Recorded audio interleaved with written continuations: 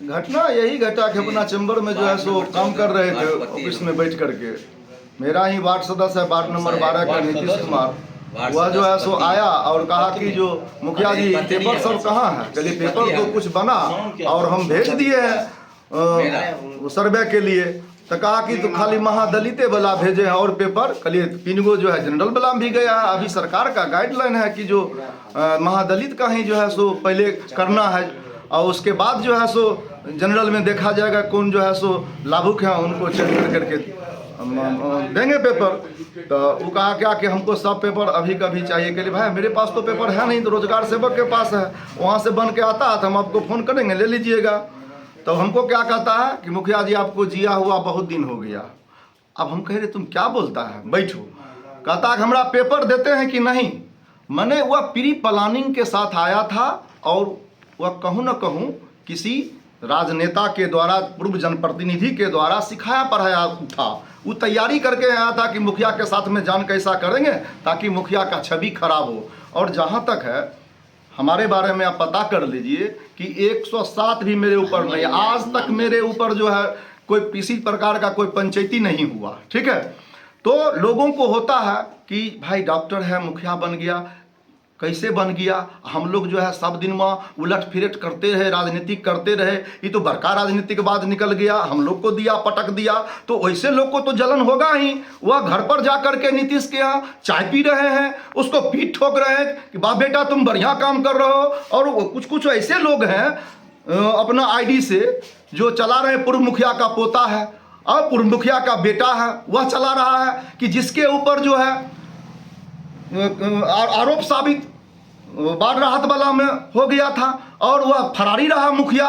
और वह जो है सो हाई कोर्ट में जाकर के बेल हुआ कृष्णा देवी को, और उसका पोता तीर छोड़ रहा मेरे छवि खराब करने के लिए। सोच रहा है कि साल भर के बाद जो है फिर चुनाव होने वाला है, फिर जो है सबको पटक देगा, इतना लोकप्रियता रहेगा तो क्यों नहीं एगो को सिखा पढ़ा करके जो है हम तैयार करें और उनकी छवि को धूमिल करें।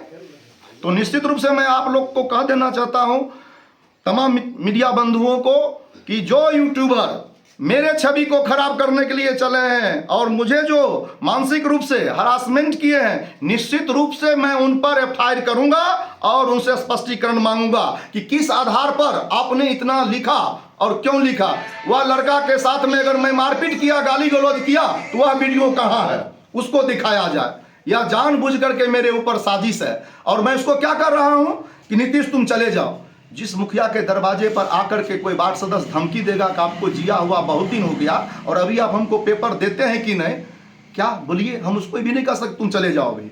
और जिस समय वो आया है नीतीश, हमारे वार्ड सदस्य हैं वार्ड 9 के अलीम जी, ये बैठे हुए थे, ये कहे कि इनसे ही पूछ लीजिए तो बेहतर रहेगा वो किस आवेश में था, किस तेज में था, ये भी समझाए हैं कि नीतीश तुम बैठ करके बात करो, तनी इन्हीं से आप पूछ लीजिए, क्योंकि ये चश्मदीद गवाह हैं, वहाँ बैठे हुए थे उस दिन, वहाँ पूछिए इनसे।